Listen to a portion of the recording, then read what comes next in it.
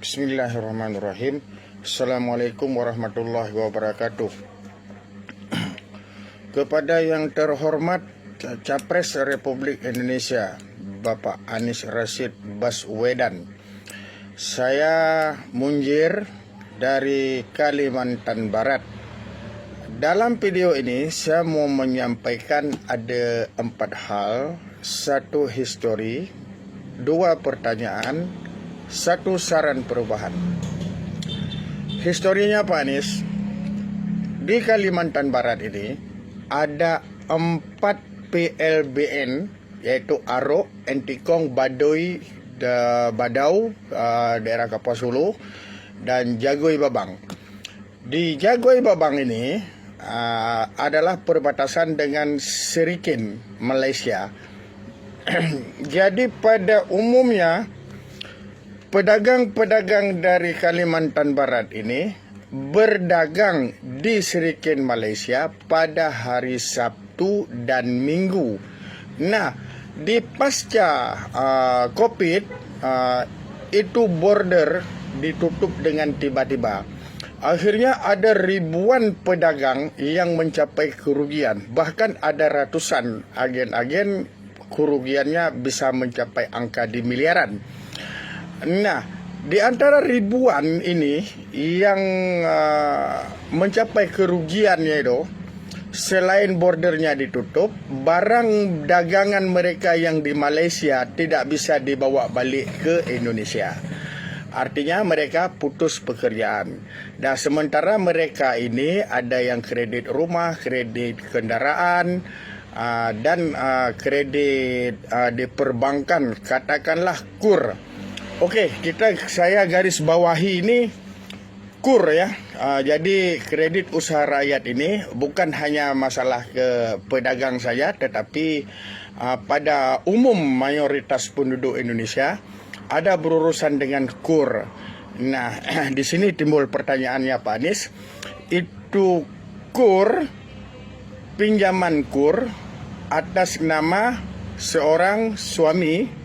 Jadi kalau mereka itu macet, tidak mampu bayar, arti kata mereka udah mandat kerugian yang begitu lumayanlah rugi, enggak mampu bayar, sudah nama jelas blacklist, dan tidak ada terjadi penyitaan ya, tidak mampu bayar. Nah, nama istrinya ikut terseret, artinya seorang istri mau bangkit, mau pinjam lagi begitu, baik secara KUR maupun konvensional, untuk bisa bangkit, enggak bisa lagi Pak Anies. Jadi pertanyaannya bagaimana solusi Pak Anies untuk mengatasi hal-hal yang seperti ini. Yang kedua Pak Anies, KUR bagi nasabah yang meninggal dunia. Ada nasabah KUR yang meninggal dunia. Nah, bagi nasabah KUR yang meninggal dunia ini, yang ada asuransinya yang bisa lunas. Sementara yang tidak asuransi, atau begini, asuransi itu kan 1 tahun di dalam kontrak gitu.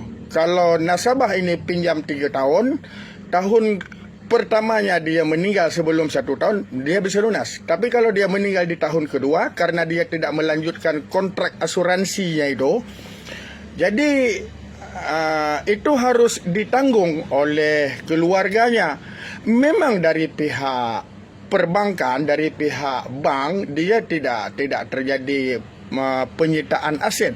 Akan tetapi anggunan yang ada itu tertahan di bank, dan itu wajib dibayar.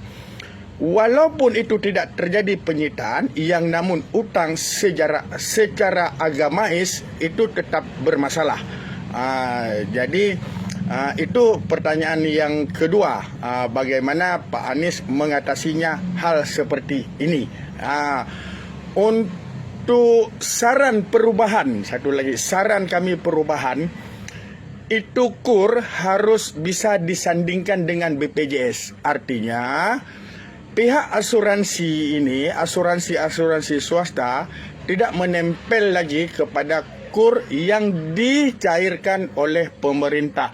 Cukuplah dengan BPJS. Apakah BPJS itu harus dibayar untuk KUR? Itu tergantung kebijakan Bapak nanti kalau Bapak insya-Allah duduk menjadi presiden.